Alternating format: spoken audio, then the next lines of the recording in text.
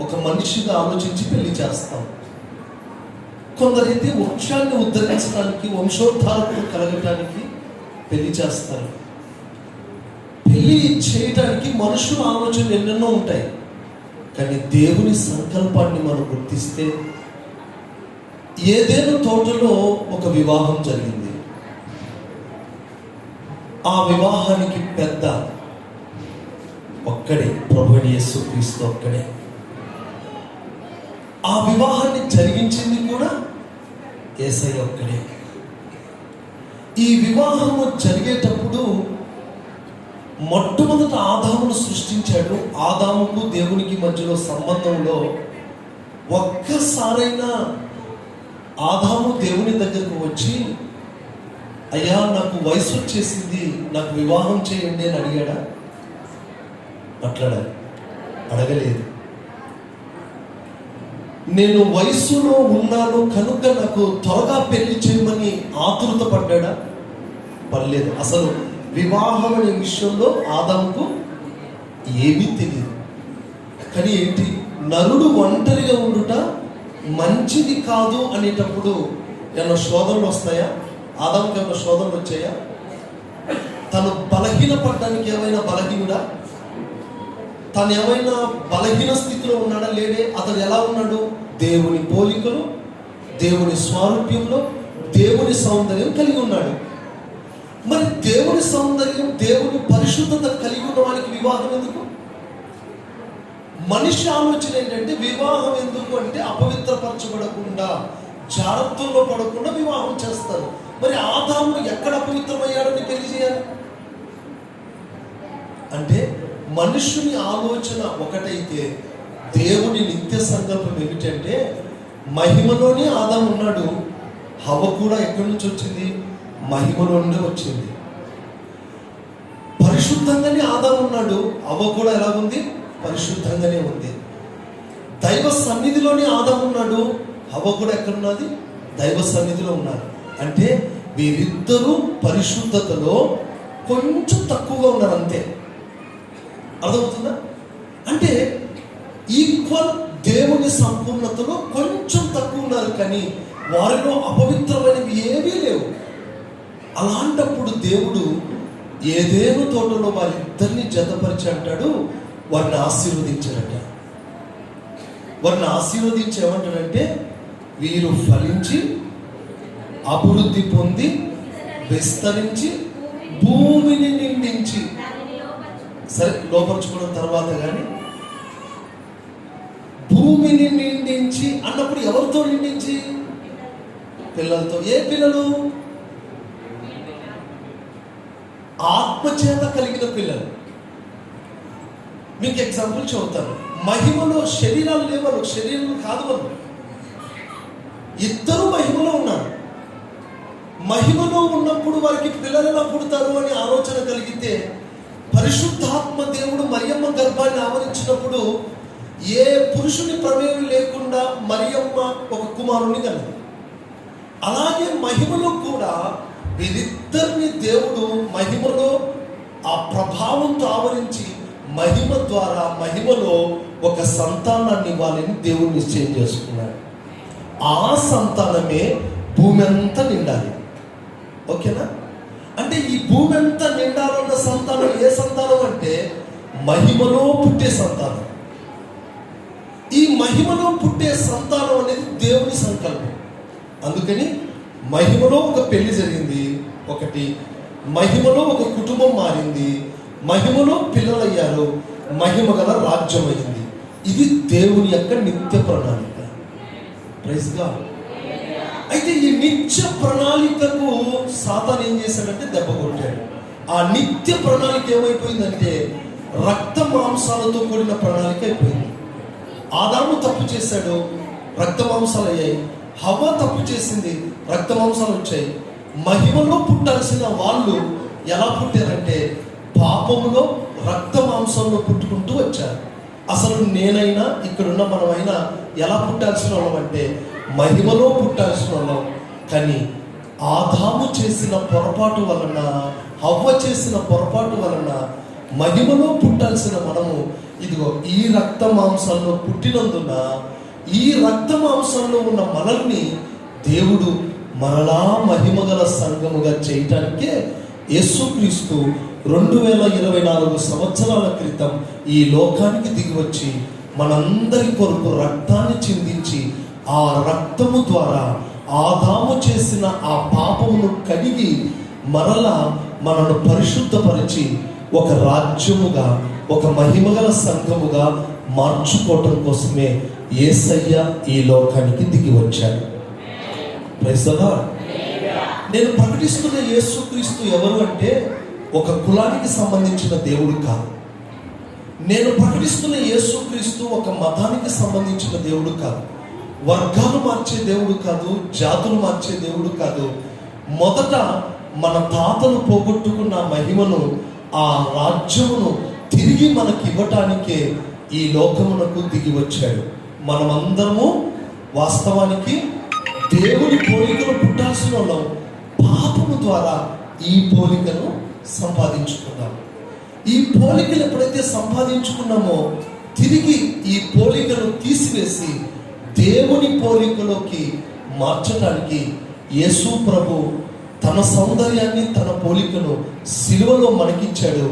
మనలో ఉన్న పాపాన్ని, మనలో ఉన్న చీకటి బ్రతుకును ఆయన తీసుకున్నాడు. దీన్నే ఎంగేజ్మెంట్ అంటారు. ఎంగేజ్మెంట్లో పూలు పండ్లు మార్చుకుంటారు కదా, అట్లాగే యేసయ్య కూడా ఏం చేశాడంటే తన సౌందర్యాన్ని, తన పరిశుద్ధతను మనకిచ్చాడు. మన అందహీనతను, మన దరిద్రతను, మన పాపమును ఆయన తీసుకున్నాడు. అందుకే సిలువలో యేసు ప్రభు నొల్లని వాని వలె, వ్యసనాక్రాంతుని వలె మార్చబడ్డాడు. కారణం ఏంటి అంటే నీ పాపాన్ని ఆయన తీసుకొని, ఆయన భరించి, ఆయన నీ కొరకు సహించి, నీ కొరకు తన రక్తాన్ని చిందించాడు. ఇక్కడున్న మీలో ఎవరైనా సరే, నేనైనా, ఇక్కడున్న మనందరము కూడా యేసు రక్తములో కడగబడితేనే మనం పాపం నుండి విడుదల పొందుతాం. ఆ శిక్ష నుండి తప్పించబడి మరలా దేవుడితో ఎదుగుగా ఉండే భాగ్యాన్ని మనం పొందుకుంటాం. అలా మనం దేవుని సన్నిధికి చేరాలంటే, ఆ దేవుని యొక్క ప్రణాళిక నెరవేరాలంటే, దేవుడు అలనాడు సిద్ధపరిచిన ప్రణాళిక మనలో నెరవేర్చబడాలంటే దేవుడు ఏం చేశాడంటే రక్త మాంసంలో ఉన్న నరేష్ని, రక్త మాంసంలో ఉన్న శ్వేతను ఏకం చేసి తన ఆత్మతో వీరిద్దరిని నింపి వీరిలో నుండి మహిమగల సంతానాన్ని పుట్టించి ఆ సంతానం అది దేవుని రాజ్యముగా మార్చాలనుకున్నాడు. అందుకే వీరిద్దరిని దేవుడు ఏకం చేశాడు. చెప్పండి బట్టి. ఇప్పుడు నరేష్, శ్వేత వీరిద్దరు గుర్తించాల్సింది ఏంటంటే రాజేష్ పాస్టర్ గారు సంబంధాలు చూసినందుకు ఏకం కావట్లేదు, దైవజనులు మేమందరం కలిపి ఒక్కటి చేస్తున్నందుకు వీరు ఏకం కావట్లేదు. వీరు జగత్పునాదులు వేయబడక మునిపే యేసయ్య మనసులో ఏకమయ్యారు. అది మనం అనుకుంటాం, ఈ పాస్టర్ గారు సంబంధం చూశారు, అసలు ఎందుకు చూశాడో తెలియదు, మమ్మల్ని తిట్టుకుంటూ ఉంటారు. కొన్నిసార్లు పెళ్ళైన తర్వాత పెళ్ళెత్తి చేసుకుంటారు బాగానే, 1 year వరకు చేసుకుంటారు, బాగానే ఉంటారు, పిల్లలు కూడా కంటారు.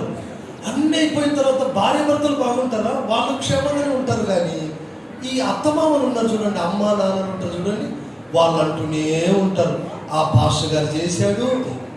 మరి అల్లుడు అమ్మాయి బాగానే ఉన్నారుగా.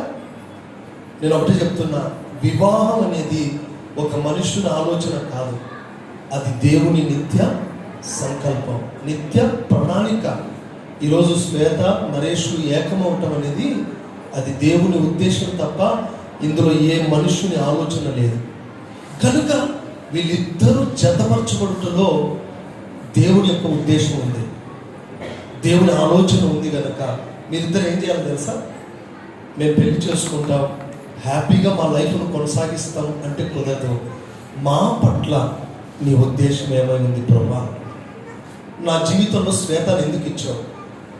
నా జీవితంలో నరేష్ని ఎందుకు ఇచ్చావు? మేమిద్దరూ నీ కొరకు ఏం చేయాలి? ఇది కలిగి ఉంటే ఆ కుటుంబం రక్త మాంసంలో ఉన్న మహిమలో ఉన్నట్లుగా ఉంటారు. Praise God. అందుకని నరేష్ నువ్వు గుర్తించాల్సింది ఏంటంటే మీరిద్దరూ మోకరించి ఒక ప్రార్థన చేసుకోవాలి.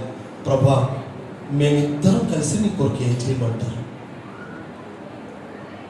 ఎందుకంటే ఇప్పుడు ఈ మైక్ ఉందా, ఈ మైక్ నేను మాట్లాడితే మీకు స్వరం వినపడుతుంది. ఆ లైట్ ఉందా, అందరికి వెలుగునిస్తుంది. ఈ కుర్చీ ఉందా, అందరినీ కనపరుస్తుంది. ఒక మాటలో చెప్పాలంటే మనం ఎందుకున్నామో ఒక్కసారి ఆలోచించి, వీళ్ళిద్దరూ ఎందుకున్నారో వీళ్ళు ఆలోచిస్తే వీళ్ళ లైఫ్ ఇదిగో ఇది వారికి ఉపదేశంగా దేవుడు ఇచ్చి వారిని నడిపిస్తారు. ఈ వాక్యపు వెలుగులో వీరి జీవితాలను కొనసాగిస్తారు. మీరు ఎలా బ్రతకాలో, మీరు ఎలా జీవించాలో మీ కొరకు ఒక గైడ్, ఒక ఉపదేశం, వాక్యమైన క్రీస్తు వీరి మధ్యలో ఉంటారు. వీరు చేయాల్సింది అదే, మేము నీ కొరకు ఏం చేయమంటారు. అలా వీళ్ళిద్దరూ ఆలోచించుకొని ప్రభు సన్నిధిలో వీరి జీవితాలను కట్టుకోగలిగితే వీరి కుటుంబాలు బహు దీవెనకరంగా మారుతాయి. ఈరోజు ఒక ప్రత్యేకమైన వర్తమానం వీళ్ళ కొరకే తీసుకున్నాను. ప్రభు, నేను మనుగురికి వెళ్తున్నాను. ఎప్పుడు తరచుగా ఆదామవ్వల గురించో లేకపోతే ఇంకో కుటుంబాల గురించి చెప్తారు, కానీ ఈరోజు ఒక డిఫరెంట్ కోణంలో మీకు ఒక ఉపదేశం తీసుకొని వచ్చాను. ఇప్పుడు చదవండి. ఆదికాండం 37వ అధ్యాయం. ఆదికాండం 37వ అధ్యాయం 10వ వచనం చూద్దాం. అతడు తన తండ్రితోనూ తన సహోదరులతోనూ అది అతడు ఇంకొక కలగని తన సహోదరులకు తెలియచేసి ఇదిగో నేను ఒక మరొక కలగంటిని అందులో సూర్య చంద్రులను, వినండి, అందులో సూర్య చంద్రులను 11 నక్షత్రములను నాకు సాష్టాంగపడనని చెప్పాను. అతడు తన తండ్రితోనూ తన సహోదరులతోనూ అది తెలియచెప్పినప్పుడు అతని తండ్రి ఏమంటున్నాడు చూడండి. అతనితో నీవును కనిన ఈ కల ఏమిటి? అసలు నువ్వు కన్న కల ఏమిటి? నేను నీ తల్లియు నీ సహోదరులను నిశ్చయముగా వచ్చి నీకు సాష్టాంగపడుదుమా అని అతన్ని గద్దించాడు. చాలు. ఇప్పుడు వినండి, యోసేపుకు ఒక కల వచ్చింది. నాకు చూడండి, ఆ కలలో ఏంటంట? సూర్యుడు, వినండి, చంద్రుడు, మూడోది నక్షత్రాలు. ఈ మూడు ఎవరి యొక్క పాదాల మీద పడ్డారట? యోసేపు పాదాల దగ్గర సాష్టాంగ పడ్డాయట. అప్పుడు దాని అర్థాన్ని ఎవరు చెప్తారు?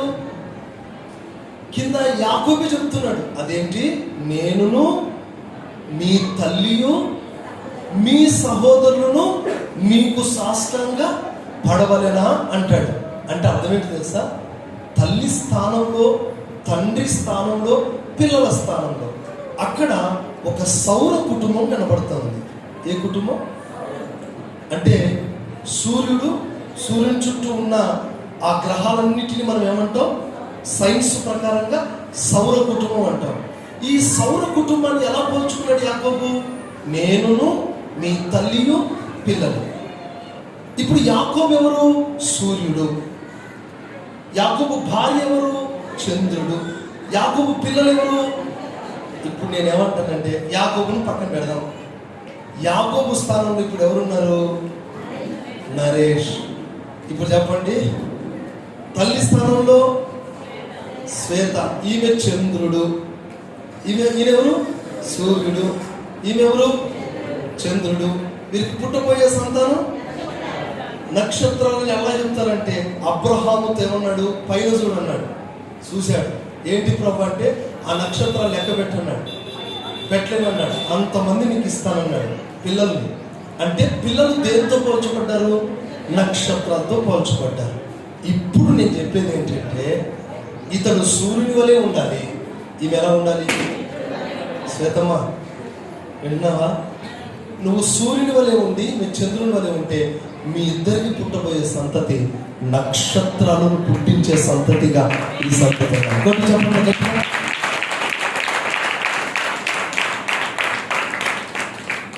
గత దినమున వీరి కొరకు ప్రార్థన చేస్తున్నప్పుడు దేవుని రెవల్యూషన్ ఇచ్చాడు.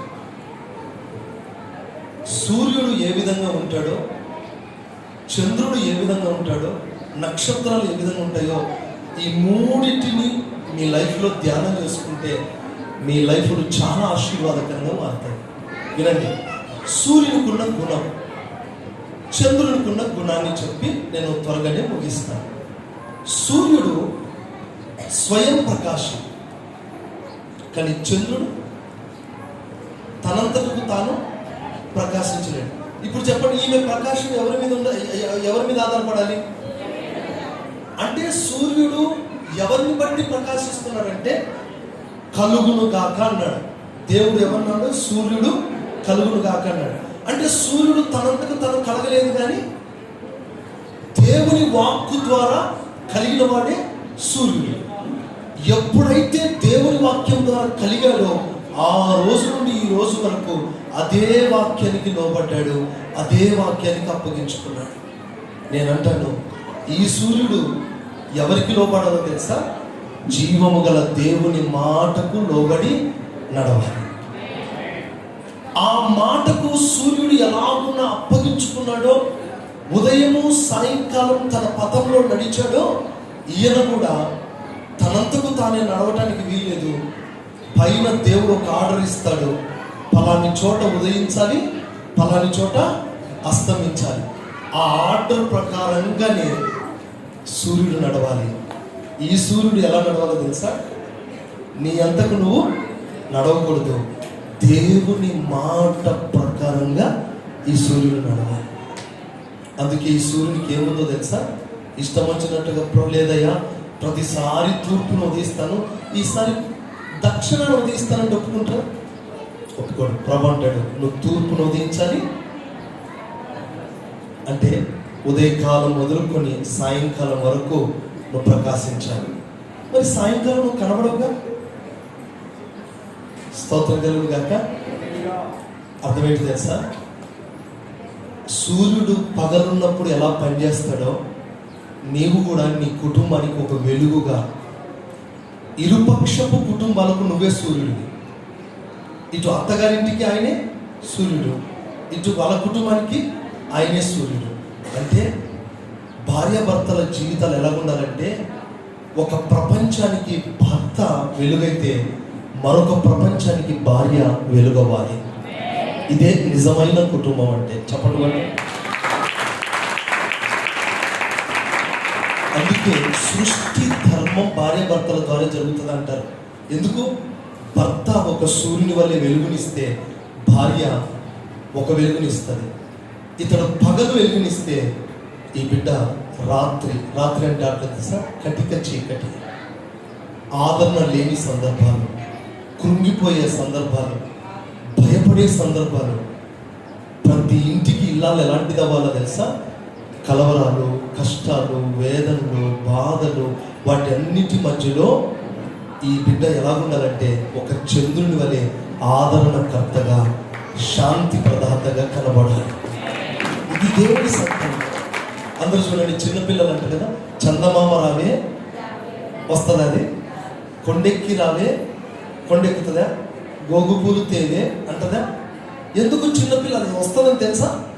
రాదు. కానీ అమ్మ ఏం చేస్తుంది? ఆ చందమామను చూపించి, అంటే చంద్రుడు అంటే చల్లదనం, చంద్రుడు అంటే ప్రశాంతత, చంద్రుడు అంటే అదొక దైవికమైన ఆనందం, చల్లదనం, అదొక దైవికమైన సంతోషం. భార్య ఎలాంటిదై ఉండాలంటే ఒక కుటుంబానికి సంతోషాన్ని ఇచ్చేదై ఉండాలి. భార్య ముఖం చూడగానే ఎలాంటోడైనా, ఎలాంటి వ్యక్తి అయినా ఆమె ముఖం చూసినప్పుడు ఆమెలో చంద్రబింబం అంత అందం కనబడాలి. ఈ దైవికమైన గుణం భార్యలో లేకపోతే ఆ కుటుంబం మహిమకరంగా ఉండదండి. ఇప్పుడు చెప్పండి, ఆ వెలుగు ఎక్కడి నుంచి వచ్చింది? అందుకే భర్త భార్యకి ఏమై ఉన్నాడు తెలుసా? మహిమై ఉన్నాడు. ఆమె నీ ద్వారా ఆమె ప్రకాశిస్తుంది. నీలో ఉన్న సూర్యరశ్మి తగ్గిందా, ఆమెలో కూడా వెలుగు తగ్గుతుంది. నీ ప్రకాశం తగ్గకూడదు. నీ వెలుగు మీద, నీ ఆత్మీయత మీద, నీ ప్రార్థన మీద, నీ పరిశుద్ధత మీదే నీ భార్య పరిశుద్ధత, జీవితం ఆధారపడి ఉంటుంది. నువ్వు నడిచే నడకే నీ భార్యకు నడకని నేర్పిస్తుంది. నువ్వు నేర్చుకునే అనుభవాలే నీ భార్యకు మహిమను తీసుకొస్తాయి. అందుకే ప్రతి ఇంటికి భర్త ఒక వెలుగై ఉన్నాడు. ఆ వెలుగులో నడవాల్సింది భార్య. భర్త సాక్షి. ఆ సాక్ష్యమును వెంబడిస్తూ ఆ సాక్ష్యాన్ని అనుకరిస్తూ నడవాల్సింది భార్య. అందుకు భర్త భార్యకు మాదిరి ఉన్నాడు. భర్త అడుగు జాడలే భార్యకు ప్రభావాన్ని కలగచేస్తాయి. నేను ఒకటే చెప్తున్నాను, నువ్వు సూర్యుని వలె క్రమం తప్పకుండా అన్ని విషయాల్లో నువ్వు ప్రకాశించాలి. సూర్యుడు లోకానికి ఎలా వెలుగై ఉన్నాడో ఈయన సమాజానికి, సంఘానికి, ఇరుపక్షపు బంధువులకు ఈయన వెలుగవ్వాలి, అనేకులకు దీవెనకరంగా మారాలి. ఈ వెలుగు ఈ బిడ్డ మీద పడాలి. ఒక్కొక్కసారి చంద్రునికి అమావాస్యలు వస్తాయి, రావా? వస్తాయి. ఎందుకు తెలుసా? ఒక్కోసారి అమావాస్య అంటే మరుగైపోయిన జీవితం. భార్య కొన్నిసార్లు మరుగైపోతుంది. ఎన్ని కష్టాలు పడ్డా కొన్నిసార్లు భార్యలకు విలువ ఉండదు. మీరు అంటారుగా, మేము ఎంత కష్టపడ్డా మాకు విలువే ఉండదు. ఎందుకు విలువ ఉండదు తెలుసా? కొన్నిసార్లు దేవుడే మిమ్మల్ని మరుగు చేస్తున్నాడు. చంద్రుడికి ఉన్న గుణం ఏంటంటే, నేను చేశాను నాది అని చూపించుకోదు. ఏమండి 15 రోజులు నేను మరుగైపోతున్నాను అంటే, లేదమ్మా నువ్వు మరుగైనా పుణ్యం వస్తుంది, అప్పుడు నువ్వు మెరుగవుతావు అని సూర్యుడు ఓదారుస్తాడు. స్తోత్రం కలుగును గాక. కొన్నిసార్లు భార్యల కష్టాలు ఎవరికి అర్థం కావు. ఎంత కష్టపడ్డా మాకు విలువ ఉండదు అంటారు. మాకు ఎప్పుడైనా సమాజంలో పేరుందా అంటారు. ఓ మాట చెప్పనా, మీరు లోకానికే చల్లదన. Praise the lord. అందుకు భార్యలారా, మమ్మల్ని గణపరచలేదు, మమ్మల్ని పట్టించుకోవట్లేదు, మమ్మల్ని అక్కడికి ఇక్కడికి తీసుకెళ్ళలేదు, మాకు ఏదేదో కొనిపెట్టలేదని భర్తల మీద బాధపడకండి. ఖచ్చితంగా మీకంటూ ఒక పున్నమి దినం వస్తుంది. ఆ రోజు మరింత వెలుగు మీరందరికీ ఆశీర్వాదకరంగా మీరు ఉంటారు. Praise God. హల్లెలూయా. అంత మాత్రం కాదు, ఒక కవి వర్ణించేటప్పుడు చంద్రుని ఎక్కువగా పోలుస్తాడు. ఆ చల్లదనాన్ని ఎక్కువగా చూపిస్తూ ఉంటాడు. చిన్నపిల్లలకు ఆ చల్లదనాన్ని చూపిస్తుంటారు. నేను అంటాను, భార్య సమాజానికి ఒక చల్లదనం. కానీ కొందరు భార్యలు అట్లుండరు. వాళ్ళు వెచ్చదనాన్ని చూపిస్తూ ఉంటారు, చాలా ఫైరింగ్ చూపిస్తూ ఉంటారు. ఎవరి మీద? వాస్తవానికి ఏంటంటే, ఆయన చేస్తేనే నీకు వెలుగు, ఆయన పోషిస్తేనే నీకు ఆధారం. అలాంటి వాళ్ళని ఏం చేస్తారు? కొందరు, అందరు కాదు, కొందరే. డామినేషన్ ఎక్కువగా వీళ్ళదే ఎక్కువ ఉంటుంది. కానీ మీకు మహిమ ఎవరు చెప్పాలి? భర్త. కానీ ఒక మాట చెప్పనా, భర్తకున్న ఆ ఆధిక్యత, ఆ మహిమలో మీరు నమ్మకంగా ఉండగలిగితే మీరు ఇరువురు ప్రపంచానికి దీవెనకరంగా మారుతారు. Praise the Lord. ఈరోజు నేను చెప్పే ఉపదేశం ఒకటే, వీళ్ళిరువురు కేవలం వీళ్ళ కుటుంబానికే కాదు, ప్రపంచానికి వీళ్ళు ఆశీర్వాదకరంగా ఉండాలి. వీరు దిక్సూచిగా ఉండాలి. సూర్యుడు దిక్సూచి, చంద్రుడు దిక్సూచి. వీళ్ళిద్దరూ సంఘానికి ఎలాంటి వాళ్ళంటే ఆత్మను రక్షించే దిక్సూచులుగా ఉండాలి అంటాడు కదా. యెషయా గ్రంథం 8వ అధ్యాయం 20వ వచనం అనుకుంటా, 18వ వచనం ఒకసారి చూస్తా. ఇదిగో నేను. ఇప్పుడు ఈ మాట ఎవరు చెప్పాలి? శ్వేత అలాగే నరేష్ వీళ్ళిద్దరు చెప్పాలి. ఇదిగో నేనును యెహోవా నాకు ఇచ్చిన పిల్లలను సియోను కొండ మీద నివసించు సైన్యములకు అధిపతిగా యెహోవా వలననే సూచనలుగాను మహత్కార్యములుగాను ఇశ్రాయేలు మధ్యలో ఉన్నాము. ఎట్లున్నారంట? సూచనలుగాను మహత్కార్యములు చేయవారుగా. మీకు ఇచ్చే పిల్లలు ఎలాంటి వాళ్ళు అన్నారంట? స్టార్స్. ఏ స్టార్స్? సూపర్ స్టార్స్ కాదు, మెగా స్టార్స్ కాదు, పవర్ స్టార్స్ కాదు.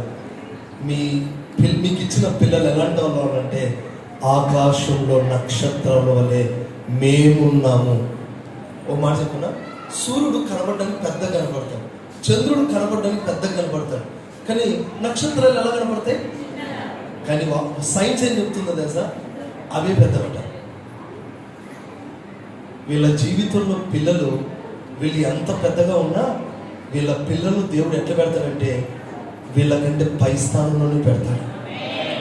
ఆమె నేను ఒకటే చెప్తున్నా, మనము సూర్యుని వలె చంద్రుని వలె ఉంటే మనకిచ్చే పిల్లలు ఎప్పుడు మన కింద ఉండరు, మనకంటే పై స్థానంలో మన పిల్లల్ని పెడతాం.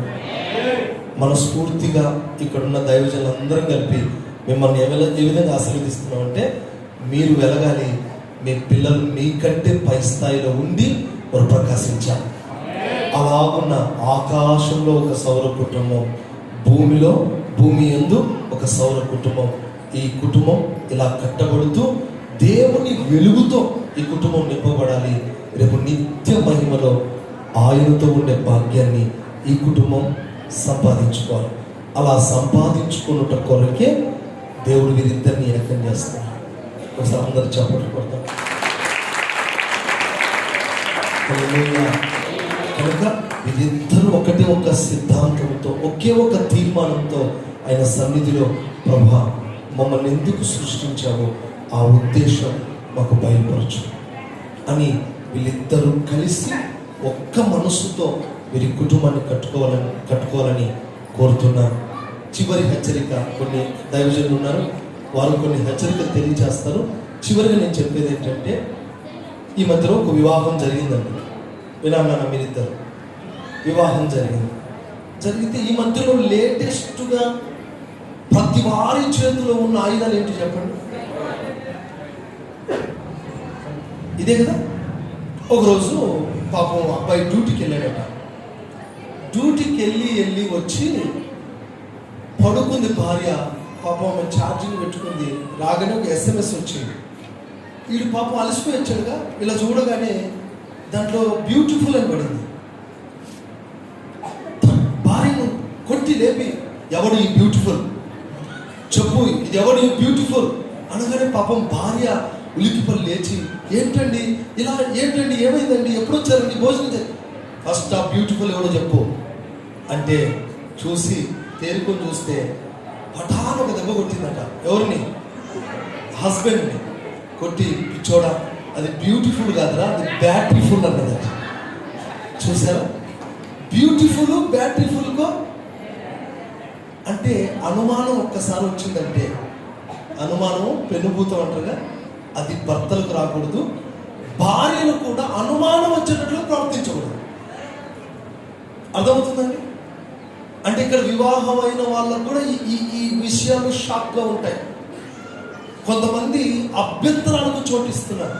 నేను ఒకటి చెప్తున్నా, నాన్న ఇక మీద నీ పాస్వర్డ్ ఆయనకు తెలియాలి, నీ పాస్వర్డ్ ఆయనకు తెలియాలి. మీ ఇద్దరి మధ్యలో ఏ దాపరికాలు ఉండకూడదు, ఎవరికి అభ్యంతరాలకు చోటు ఇవ్వకూడదు, మూడో వ్యక్తికి తావు ఇవ్వకూడదు.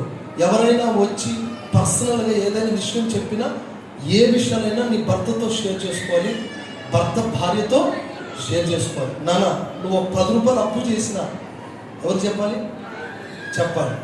అర్థమవుతుందా? నీకు ఏది కావాలన్నా నీ భర్తను అడగవలేదు. స్తోత్రం కలుగును గాక. ఒక్కటి చెప్తున్నా, అనుమానానికి పెను ప్రమాదం ఏంటంటే ప్రస్తుత కాలంలో ఇది, ఈ సెల్ ఫోన్ల వల్ల ఎన్నో కుటుంబాలు కుప్ప కూలిపోయాయి. కోర్టు పోలీస్ స్టేషన్లకు వెళ్తున్నాయి. ఈ మధ్యలో నేను హైదరాబాద్లో ఒక వివాహం చేశాను. 8 నెలలు కూడా కాలేదు. నాకు చాలా దుఃఖకరమైన విషయం ఏంటంటే, ఆ పెళ్లి నేను ఇంకో పాస్టర్ గారు కలిసి సంతోషంగా చేస్తే 9 మాసాలకు పెద్ద గొడవ నా దగ్గరికి వచ్చారు. వస్తే ఏమీ లేదండి, రీజన్స్ ఏమీ లేవు. అమ్మాయి సాఫ్ట్వేర్ 65,000, అబ్బాయి జాబ్ 80,000. ఎంత మొత్తం? 140. ఆ 140తో సంతోషం ఉండకుండా అంత చక్కటి ఉద్యోగాలు పెట్టుకొని చిన్న చిన్న విషయాల్లో పెద్దగా చేసుకొని ఈరోజు విడాకుల పరిస్థితులు వచ్చాయి. ఎందుకు? నాకు డబ్బులు ఎక్కువయ్యాయి. నాకు బాధ అనిపించింది ఏంటంటే, చిన్న కూలి పని చేసుకునే కుటుంబాలు చాలా ఆనందంగా ఉన్నాయి. దానికి రీజన్ ఏంటో తెలుసా? అనుమానం అక్కడ స్టార్ట్ అయింది. అనుమానం. దానికి ఎవరు తావివ్వకండి. భర్త నువ్వు ఒంటిగా ఉన్నప్పుడు నువ్వు ఎలాగో తిరిగావు, కానీ ఇప్పుడు అట్లా కాదు. సమయానికి ఇంటికి రావాలి, సమయానికి ఇంటికి వచ్చి నీ కుటుంబాన్ని చూసుకోవాలి, ఇటు తల్లిదండ్రులను చూసుకోవాలి, ఇటు అత్తమామను చూసుకోవాలి, అందరికీ నువ్వు బ్యాలెన్స్డ్. పొరపాటున నీ భార్యతో మీ అమ్మ మీ నాన్న ఇట్లా అట్లా అన్నావంటే తేడాలు వస్తాయి. అర్థమవుతుందా? అది రాకుండా చూసుకోవాలి. కనుక ఎవరు గుర్తుపెట్టుకోండి, తల్లిదండ్రుల భార్య యొక్క తల్లిదండ్రులు ఏమైనంటే ఆ భార్య తట్టుకోలేరు. ఇటువైపు ఉన్న తల్లిదండ్రులు కూడా అగౌరవపరిస్తే వాళ్ళు కూడా తట్టుకోలేరు. ఇలాగున్న దాంపత్య జీవితాన్ని సమాధానంతో, సంతోషంతో, వాక్యానుసారంగా ఇరువురి మధ్యలో గొడవలు ఏమైనా వస్తే అవి పెద్దల దగ్గరికి తీసుకురండి, వాళ్ళు సమాధానపరుస్తారు తప్ప మూడో వ్యక్తి దగ్గరికి వచ్చి వాళ్ళు ఏదో చేస్తారంటే మీ ఫ్యామిలీని విడగొడతారే తప్ప కలిపే ప్రయత్నం ఎవరు చేయరు. అందుకని మీరు పచ్చగా ఉంటే లోకము ఓర్వదు గనక మీరు అన్ని విషయాల్లో సూర్య చంద్రుల వల్లే ప్రకాశిస్తూ వాక్యానుసారంగా జీవిస్తూ మీరు వర్ధిల్లాలని నేను మనపూర్వకంగా కోరుతూ ఈ మాటలు ముగిస్తున్నా. ఒక సౌర కుటుంబం ఎలా కట్టబడిందో ఈ కుటుంబం అలాగునే కట్టబడాలని ఆశపడుతూ ఈ మాటలు ముగిస్తాను. Thank you. ఈ సమయాన్ని ఇచ్చిన దైవజనులకు వందనాలు.